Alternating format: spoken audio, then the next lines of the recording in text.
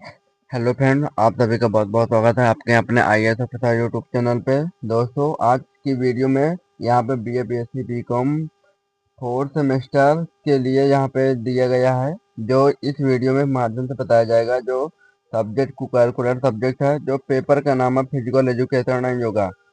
तो यहाँ पे ये सभी यूनिवर्सिटी के लिए है, प्रोफेसर राजेंद्र सिंह रज्जोभजिया यूनिवर्सिटी के लिए है। यहाँ पे इस प्रश्न में पूछा गया है 75 प्रश्न जो पूछे जाएंगे, जो आपके फिजिकल एजुकेशन एंड योगा का है एग्जाम में। तो ये एग्जाम जिसका महत्वपूर्ण है, सभी के लिए था, अनिवार्य पाठ्यक्रम है। तो ये सभी लोगों का कंपलसरी है। तो ये आज की वीडियो में महत्वपूर्ण होने वाली है। सभी लोग लास्ट तक जरूर बने रहिए। और इस वीडियो के माध्यम से आप यहाँ पे देखिए 2022-23 का क्वेश्चन पेपर है। तो आप सभी को पता है, को करिकुलर कोर्स होता है, वो सभी लोगों का अनिवार्य होता है, यहाँ पे क्वालिफाई करने के लिए होता है सभी लोगों को। तो ये सभी लोग इस वीडियो के माध्यम से आप सभी लोग वीडियो को देखेंगे जरूर, लास्ट तक जरूर बने रहिएगा। चलिए शुरू करते हैं। यहाँ पे जो आपके प्रश्न रहेंगे वो 75 रहेंगे MCQ क्वेश्चन में, ऑब्जेक्टिव टाइप क्वेश्चन में रहेंगे। चलिए स्टार्ट करते हैं आपके इस प्रश्न पत्र को। तो यहाँ पे जो पहला प्रश्न है, यहाँ पे पौराणिक खेल कौन सा नहीं है। तो यहाँ पे इंग्लिश में भी दिया है, which is not a ancient sport. तो यहाँ पे पहला है गिल्ली डंडा, दूसरा कंचा, तीसरा स्टैचू, चौथा फुटबॉल। इसमें से राइट आंसर होगा वो कौन सा होगा आपका। तो यहाँ पे आपका जो पौराणिक खेल है, तो वो है फुटबॉल है। ऑप्शन नंबर 4 सही है। तो यहाँ पे डी ऑप्शन करेक्ट होगा। तो अगला प्रश्न आपका 2 प्रश्न नंबर है, यहाँ पे दिया है मनोरंजन के आयोजन में सबसे महत्वपूर्ण कारक क्या है। तो यहाँ पे इंग्लिश में भी दिया है। तो सभी छात्र छात्राओं को इंग्लिश और हिंदी दोनों दे रहा है, तो ये कंबाइंड होते हैं, जो जिसमें दे सकता है वो दे देगा। तो यहाँ पे नेतृत्व योजना समावेश सुविधाएं, यहाँ पे इसका आपका राइट आंसर होगा, ऑप्शन नंबर 4 करेक्ट होगा, ऑप्शन नंबर 4। चलते हैं अगले प्रश्न में। प्रश्न नंबर यहाँ पे तीसरा है, तीसरे में दिया है शारीरिक शिक्षा की आवश्यकता क्यों है। तो यहाँ पे शारीरिक शिक्षा की आवश्यकता है, वो शारीरिक मानसिक मानसिक मूल्यों के विकास के लिए, संतुलन के लिए, मानवीय समस्याओं के निवारण के लिए, कार्य करने के लिए। तो यहाँ पे जो दिया है आपका ऑप्शन, इस ऑप्शन में से एक करेक्ट होगा।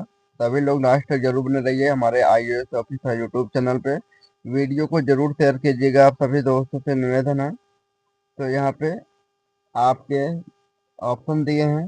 तो यहाँ पे आपका राइट आंसर होगा प्रश्न नंबर 3 का, वो होगा ऑप्शन नंबर पहला करेक्ट होगा, जो शारीरिक मानसिक और नैतिक मूल्यों के विकास के लिए होता है।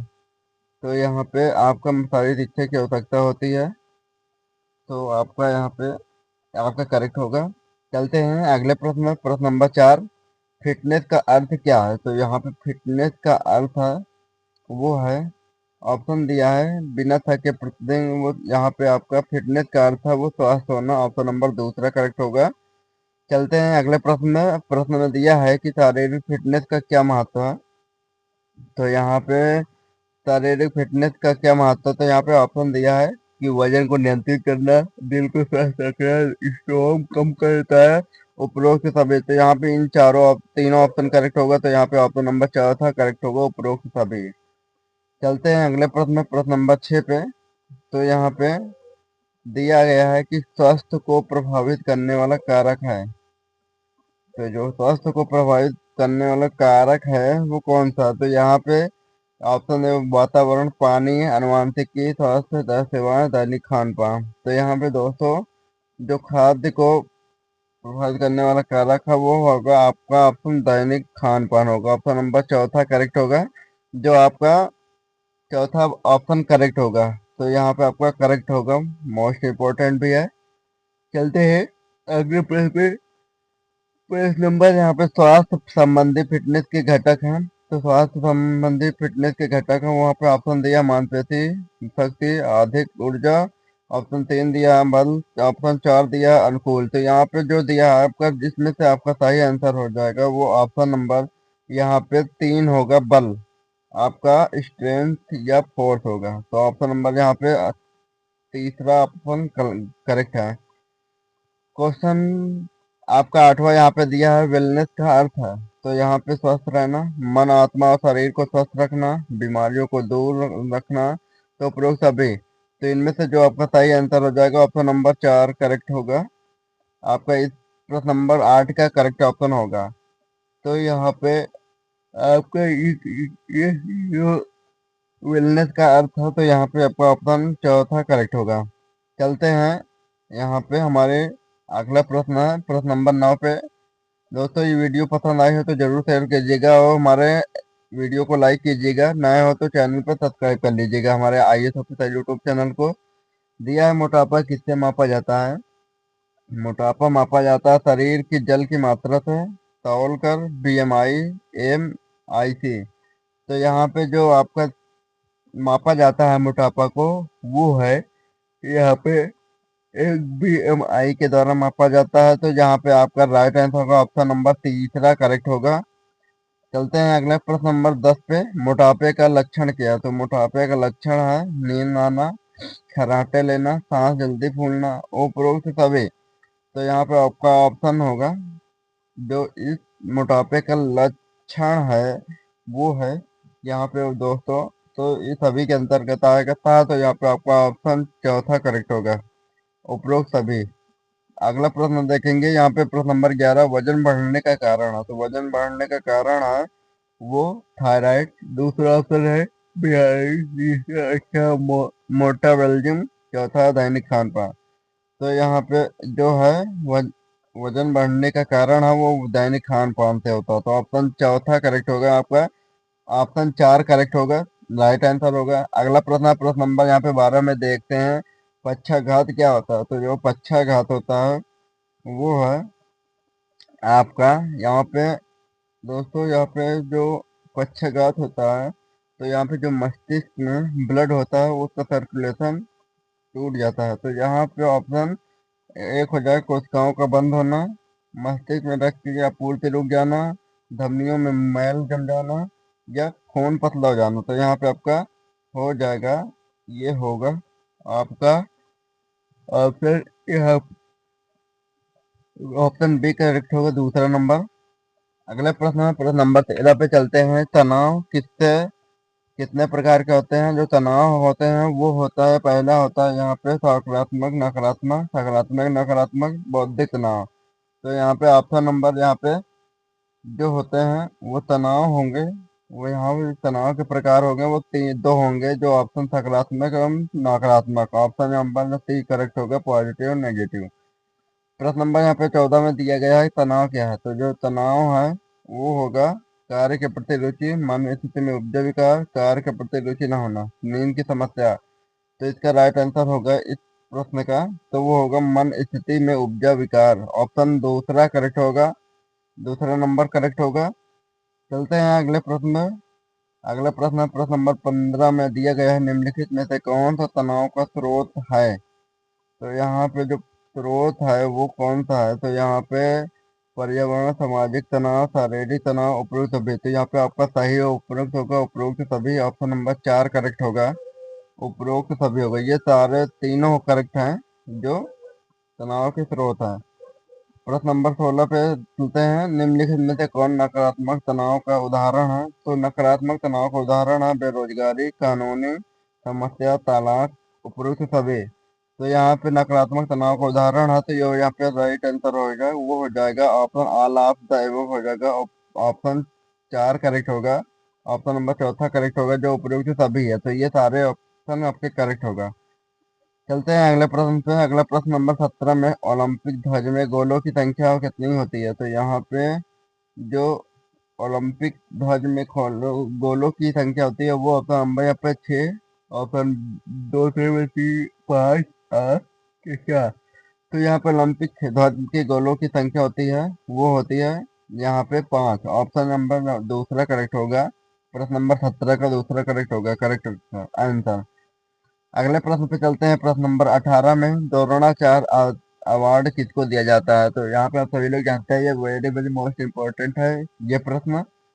तो यहाँ पे जो द्रोणा अवार्ड दिया जाता है वो किसको दिया जाता है? यहाँ पे पहला ऑप्शन है सर्वश्रेष्ठ नेता को, या सर्वश्रेष्ठ खिलाड़ी को, या सर्वश्रेष्ठ गुरु शिक्षक को, या राष्ट्रीय स्तर के खिलाड़ी को दिया जाता है। तो यहाँ पे जो दिया जाता है वो दिया जाता है वो सर्वश्रेष्ठ गुरु या शिक्षक को दिया जाता है। तो ऑप्शन नंबर तीसरा करेक्ट होगा।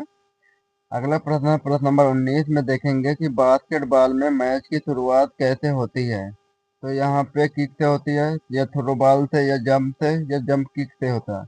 तो यहाँ पे बास्केटबॉल में मैच की स्टार्ट होता है दोस्तों, वो होता है यहाँ पे जंप से होता है। ऑप्शन नंबर 3 करेक्ट होगा।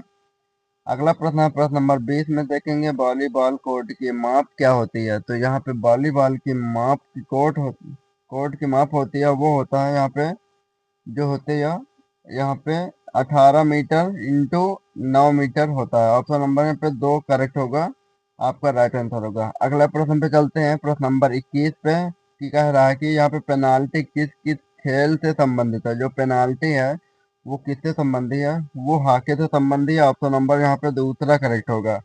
तो चलते हैं अगला प्रश्न है प्रश्न नंबर 22 पे, राष्ट्रीय खेल दिवस कब मनाया जाता है। तो राष्ट्रीय खेल दिवस मनाया जाता है वो 29 अगस्त को मनाया जाता है। ऑप्शन नंबर तीसरा करेक्ट होगा इस प्रश्न का, आपका राइट आंसर होगा। यह वेरी मोस्ट इम्पोर्टेंट भी है, यहाँ पे आप सभी लोग इम्पोर्टेंट भी है, आपकी एग्जाम में कई बार पूछा गया है। अगला प्रश्न है प्रश्न नंबर 23 में, मैराथन की दूरी कितनी होती है। तो जो मैराथन की दूरी होती है वो होती है दोस्तों यहाँ पे जो 40.1 पॉइंट, यहाँ पे आपका जो करेक्ट होगा ऑप्शन नंबर दूसरा करेक्ट होगा, 42.195 किलोमीटर। अगला प्रश्न है प्रश्न नंबर 24 में दिया है कि मनोरंजन के संगठन से सबसे महत्वपूर्ण कारक क्या है। तो यहाँ पे जो महत्वपूर्ण कारक है वो है नेतृत्व है। ऑप्शन नंबर तीसरा करेक्ट होगा प्रश्न नंबर 24 का। अगला प्रश्न है प्रश्न नंबर 25 में पूछा गया है कि पेशी खिंचाव को इस रूप में जाना जाता है। तो यहाँ पे मोच के रूप में जाना जाता है। तो ऑप्शन नंबर पहला करेक्ट होगा। तो यहाँ पे आपका राइट आंसर होगा। अगले प्रश्न पे प्रश्न नंबर 26 में चल रहे हैं दोस्तों, सभी लोग वीडियो के अंत तक जरूर बने रहिए। महाविद्यालय में शारीरिक शिक्षा की जागरूकता का मुख्य माध्यम क्या है। तो यहाँ पे जो मुख्य माध्यम है विज्ञापन, या इंट्राम्यूरल, या छात्र, या शिक्षा। तो यहाँ में महाविद्यालय में शारीरिक शिक्षा की जागरूकता का मुख्य माध्यम है वो शिक्षक से है। ऑप्शन नंबर यहाँ पे चौथा करेक्ट होगा इस प्रश्न का। प्रश्न नंबर 27 में चलेंगे, देखेंगे कौन सी अंतर संभावी ग्रंथि परिपक्वता के बाद बहुत ही छोटी होती है हो जाती है, बहुत छोटी हो जाती है दोस्तों, वो थाइमस होता है। ऑप्शन नंबर पहला करेक्ट होगा इस प्रश्न का जो होगा। अगले प्रश्न पे चलते हैं, आपके इसका अगला प्रश्न है प्रश्न नंबर 28 में दिया है शारीरिक की सबसे लंबी पेशी है। तो यहाँ पे जो शरीर की सबसे लंबी पेशी है वो कौन सी है। तो पहला दिया है सार्टोरियल, या दूसरा दिया त्रिभुजाकार, तीसरा दिया अंतःपेशी मेजर, चौथा दिया हैमस्ट्रिंग। तो यहाँ पे आपका जो राइट आंसर होगा वो होगा सबसे शरीर की सबसे बड़ी पेशी है, लंबी पेशी है, वो होगा यहाँ पे आपका ऑप्शन में करेक्ट होगा, वो होगा यहाँ पे आप इसमें आपका राइट आंसर होगा वो होगा यहाँ पे आपका इन ऑप्शन में से आपका इसमें ऑप्शन नहीं दिया है तो ये करेक्ट नहीं होगा। तो ये आपका आप सभी लोग संदिग्ध है ये प्रश्न, तो ये इसमें नहीं बताएंगे, आप लोग कमेंट बॉक्स में इसका उत्तर दीजिए। चलते हैं अगले प्रश्न, प्रश्न नंबर 29 में, मानव शरीर में कितनी प्रमुख तार ग्रंथि होती है। तो यहाँ पे प्रमुख ग्रंथि होती है वो यहाँ पे ऑप्शन 6 होता है, आपका दूसरा ऑप्शन करेक्ट होगा। यहाँ पे आपका यहाँ पे राइट आंसर होगा ऑप्शन नंबर ए करेक्ट होगा, 2 ग्रंथि होती है जो प्रमुख होती है ग्रंथि। चलते हैं अगला प्रश्न, प्रश्न नंबर 30 में, सर्वप्रथम LNUPE की स्थापना कहाँ की गई थी। तो यहाँ पे जो स्थापना की गई थी वो हुआ था वो ग्वालियर में हुआ था स्थापना। ऑप्शन नंबर यहाँ पे 2 करेक्ट होगा। चलते हैं अगले प्रश्न पे, प्रश्न नंबर यहाँ पे जो 31 पे चल रहा है, यहाँ पे दिया गया है कि हृदय के पेस मेकर का कार्य होता है। तो जो हृदय के पेस मेकर का कार्य होता है वो होता है यहाँ पे आपका इसमें राइट आंसर होगा यहाँ पे मानव हृदय की धड़कन प्रारंभ करना होगा। ऑप्शन नंबर पे 2 करेक्ट होगा, जो हृदय के पेस मेकर का कार्य करता है। ऑप्शन 2 करेक्ट होगा। अगला प्रश्न है 32 नंबर प्रश्न में, यहाँ पे दोस्तों आपके यहाँ पे इसमें दिखाई नहीं दे रहा है। तो यहाँ पे दूसरे प्रश्न पे चलते हैं, प्रश्न नंबर 33 में, 1 मिनट में मनुष्य का हृदय औसतन कितनी पर थायराइड होता है? तो यहाँ पे मतलब कि जो 72 बार धड़कता है 1 मिनट में, ऑप्शन नंबर दूसरा करेक्ट होगा। प्रश्न नंबर 34 में देखेंगे कि मानव हृदय तक अशुद्ध रक्त कौन पहुंचाता है? तो मानव हृदय का अशुद्ध रक्त कौन रक्त पहुंचाता है? वो फेफड़ों के सिरा, फेफड़ों की धमनियां, फेफड़ा या फिर सिरा? तो इसका जो करेक्ट होगा वो है फेफड़ों की धमनियां का है, ऑप्शन नंबर दूसरा करेक्ट होगा। इसमें है मुझे का। अगला प्रश्न पे चलते हैं। प्रश्न नंबर 35 में दिल का दौरा किस कारण से होता है? तो यहाँ पे दिल का दौरा होता है वो हृदय के रक्त की आपूर्ति ज्यादा होने से, या दूसरा है हृदय के रक्त में की आपूर्ति रुक जाने से, या ऐसे नोट हृदय गर्म होने से। तो यहाँ पे आपका राइट आंसर होगा हृदय में रक्त की आपूर्ति रुक जाने से होगा, ऑप्शन नंबर यहाँ पे दूसरा करेक्ट होगा। चलते हैं अगले प्रश्न में। प्रश्न नंबर यहाँ पे आपके स्क्रीन पे यहाँ पे प्रश्न नंबर 36 प्रश्न आ चुका है। यहाँ पे दिया है कि मनुष्य में कुल कितने जोड़े कपालियां तंत्रिकाएं होती हैं? तो यहाँ पे जो तंत्रिकाएं होती हैं मानव के कुल मिला के होते हैं वो 12 होती हैं। कपाली तंत्री होती है, ऑप्शन नंबर दूसरा करेक्ट होगा। अगले प्रश्न पे प्रश्न नंबर 37 में चल रहे हैं। मानव मस्तिष्क का कौन सा भाग मुख्य रूप से चिंतन के लिए जिम्मेदार है? तो यहाँ पे पश्च मस्तिष्क, अग्र मस्तिष्क, मध्य मस्तिष्क, तंत्रिका तंत्र। तो इनमें से जो चिंतन के लिए होता है वो होता है अग्र मस्तिष्क के लिए होता है, ऑप्शन नंबर यहाँ पे दूसरा करेक्ट होगा इस प्रश्न नंबर 37 का। तो चलते हैं अगले प्रश्न नंबर पे। प्रश्न नंबर 38 पे चल रहे हैं। मानव मस्तिष्क का वजन कितना होता है? तो यहाँ पे मानव मस्तिष्क का वजन होता है वो होता है यहाँ पे आपका करेक्ट होगा वो 1000 ग्राम से लेके वो होगा आपका यहाँ पे 1500 ग्राम तक होता है। यहाँ पे आपका ऑप्शन एक करेक्ट होगा पहला। प्रश्न नंबर 39 में चल रहा है कि यहाँ पे मानव मस्तिष्क में कुल कितनी गुहाएं होती हैं? तो यहाँ पे मस्तिष्क में कितनी गुहाएं होती हैं? वो होती हैं यहाँ पे 2 होती हैं, ऑप्शन यहाँ पे 2 करेक्ट होगा ऑप्शन ऑप्शन। चलते हैं अगले प्रश्न पे। प्रश्न पे दोस्तों वीडियो पसंद आ रहे हैं तो वीडियो को जरूर शेयर कीजिएगा। आपका यहाँ पे वो प्रश्न नंबर यहाँ पे 40 कहा जा रहा है कि यहाँ पे मानव शरीर की सबसे छोटी ग्रंथि कौन सी है? तो यहाँ पे जो सबसे छोटी ग्रंथि है मानव की वो पिट्यूटरी ग्रंथि होती है, ऑप्शन नंबर 2 करेक्ट होगा इस प्रश्न का।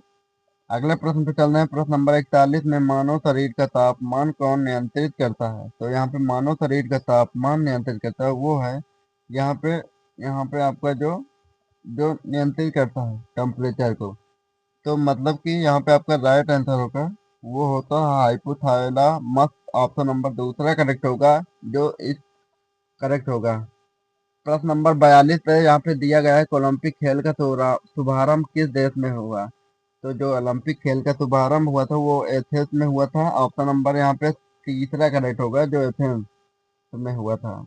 आपका ऑप्शन यहाँ पे तीसरा सही आंसर हो जाएगा। अगला प्रश्न है 43 ओलंपिक कितने वर्षों के अंतराल पर होता है? तो यहाँ पे ओलंपिक खेल होता है वो 4 वर्ष पे होता है, तो 4 वर्ष के अंतराल में होता है। तो यहाँ पे आपका ऑप्शन यहाँ पे 3 करेक्ट होगा सही आंसर है। अगला प्रश्न प्रश्न नंबर 44 में दिया है कि ओलंपिक हॉकी में भारत ने कितनी बार स्वर्ण पदक जीता है? तो जो स्वर्ण पदक जीता है वो ओलंपिक हॉकी में भारत ने जो जीता है वो 6 बार जीता है, ऑप्शन नंबर यहाँ पे ए करेक्ट होगा। पहला ऑप्शन करेक्ट होगा 1 एक। तो यहाँ पे जो ओलंपिक हॉकी में भारत को 6 बार जीता गया था पदक जीत। अगला है यहाँ पे प्रश्न नंबर 45 ओलंपिक पदक विजेता प्रथम भारतीय महिला कौन है? तो जो यहाँ पे प्रथम भारतीय महिला है ओलंपिक पदक विजेता में वो है कर्णम मल्लेश्वरी है, जो ओलंपिक पदक विजेता प्रथम भारतीय महिला थी। ऑप्शन नंबर पे यहाँ पे 2 करेक्ट होगा। चलते हैं अगले प्रश्न पे। प्रश्न नंबर 46 में दिया है भारत ने ओलंपिक में पहली बार कब भाग लिया? जो भारत ने ओलंपिक में पहली बार भाग लिया था तो वो दोस्तों लिए थे तो वो सन 1900 में लिए थे। तो यहाँ पे आपका आपका ऑप्शन नंबर यहाँ पे 3 करेक्ट होगा, यहाँ पे सन 1900 में भाग लिया था। अगले प्रश्न में प्रश्न नंबर यहाँ पे 47 में आज दिया है कि ओलंपिक मशाल जलाने की प्रथा की शुरुआत कब की गई थी? तो जो ओलंपिक मशाल जलाने की प्रथा की शुरुआत हुई थी वो आपका यहाँ पे जो है वो जलाई गई थी वो सन 1928 में या 1950 या 1916 या 1900 में। तो यहाँ पे दोस्तों ओलंपिक मशाल जलाने की प्रथा है, वो शुरुआत हुई थी, वो है यहाँ पे 1928 के अंतराल में की गई थी। तो और आपका दूसरा ऑप्शन ऑप्शन करेक्ट है। अगला प्रश्न है यहाँ पे प्रश्न नंबर 48 है, पहला ओलंपिक खेल किस वर्ष आयोजित किया गया था? तो यहाँ पे सन 1900 में या 1896 में या 1895 में या 1905 में। तो यहाँ पे दोस्तों पहला ओलंपिक खेल किस वर्ष आयोजित किया गया था? तो वो है 1896 में किया गया था। ऑप्शन नंबर 2 करेक्ट होगा, सही आंसर होगा। क्वेश्चन यहाँ पे आपको प्रश्न नंबर 49 है, एशियाई खेल सबसे ज्यादा बार किस शहर में आयोजित किया गया? तो यहाँ पे जो पहला ऑप्शन दिया है नई दिल्ली, दूसरा टोक्यो, तीसरा बैंकॉक, चौथा सियोल। तो यहाँ पे एशियाई खेल सबसे अधिक शहर में आयोजित किया गया था, बैंकॉक में किया था। तो ऑप्शन नंबर यहाँ पे 3 करेक्ट होगा। अगला प्रश्न प्रश्न नंबर 50 में दिया है, एशियाई खेल पहली बार किस वर्ष आयोजित किए गए थे? तो एशियाई खेल सबसे पहले किस बार आयोजित किए गए थे? तो वहाँ पे 1951 में किए गए थे। तो यहाँ पे आयोजित किया गया था। ऑप्शन नंबर यहाँ पे तीसरा करेक्ट होगा, 3 करेक्ट होगा। अगला प्रश्न 51 में दिया है कि विटामिन ए का रासायनिक नाम क्या है? तो विटामिन ए का रासायनिक नाम है वो रेटिनॉल होता है। ऑप्शन नंबर है 4 करेक्ट होगा। प्रश्न नंबर 52 में दिया है, पूछा गया है मानव शरीर में इन्फेक्शन रोकने के लिए कौन सा विटामिन मदद करता है? तो जहाँ पे इन्फेक्शन में यहाँ पे विटामिन सी मदद करता है, जो मानव शरीर में इन्फेक्शन रोकने के लिए मदद करती है। ऑप्शन यहाँ पे तीसरा करेक्ट होगा, 3 नंबर। अगला प्रश्न है प्रश्न नंबर 33 पे 53 में दिया है, निम्नलिखित में से कौन एक विटामिन ए का सर्वोत्तम स्रोत है? तो यहाँ पे विटामिन ए का सर्वोत्तम स्रोत है वहाँ पे वो होगा गाजर। ऑप्शन यहाँ पे पहला ऑप्शन करेक्ट होगा, 1 नंबर।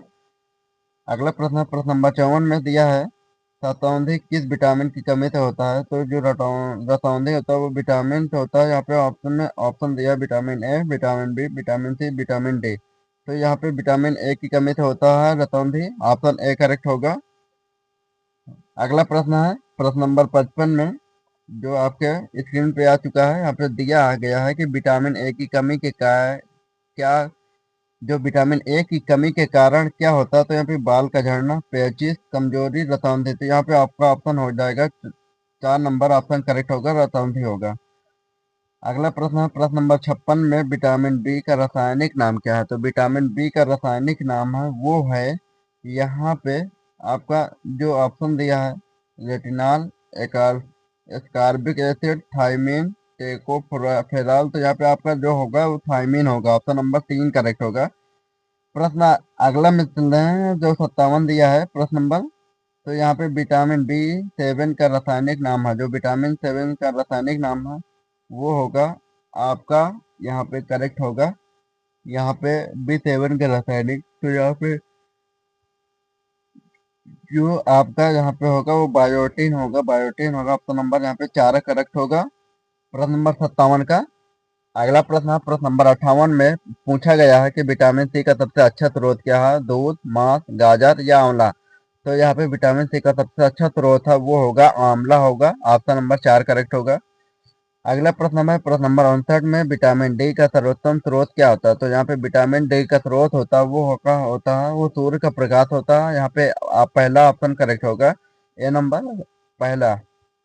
अगला प्रश्न है प्रश्न नंबर यहाँ पे 60 में दिया है कि कौन सा विटामिन शरीर में भंडारित नहीं होता है? तो यहाँ पे जो विटामिन है वो शरीर में भंडारित नहीं होता है। तो यहाँ पे आपका जो करेक्ट होगा वो विटामिन सी करेक्ट होगा। ऑप्शन नंबर यहाँ पे दूसरा करेक्ट होगा। अगला प्रश्न है प्रश्न नंबर 61 में, नपुंसकता किस विटामिन की कमी के कारण होता है? जो नपुंसकता होता है वो होगा यहाँ पे आपका विटामिन ई की कमी से होता है। आपका दूसरा ऑप्शन करेक्ट होगा यहाँ पे, दूसरे नंबर। आगे पे है प्रश्न नंबर यहाँ पे दिया है कि बासठ जल में घुलनशील विटामिन है। जो जल में घुलनशील विटामिन है यहाँ पे बी और सी दोनों है। यहाँ पे होगा तो आपका ऑप्शन तीसरा करेक्ट होगा, 3 नंबर ऑप्शन करेक्ट होगा। प्रश्न नंबर 63 में दिया है, पूछा गया है कि किस विटामिन को हार्मोन भी माना जाता है? तो यहाँ पे विटामिन को हार्मोन माना जाता है, वो विटामिन डी को माना जाता है। आप यहाँ पे आपका ऑप्शन 3 नंबर करेक्ट होगा, इसका राइट आंसर होगा।